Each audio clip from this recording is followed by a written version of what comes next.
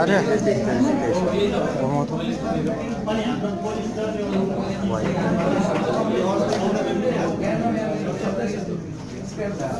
बिचको मात्रै होइन उयो चाहिँ यो येल्लो कलरको त्यो चाहिँ। अलि धेरै आउनेमा राख न तलको अनि यो कलर ब्ल्याक आउँछ चाहिँ आइसटोक भयो। तलको त्यो होइन क्या के त स्लाइड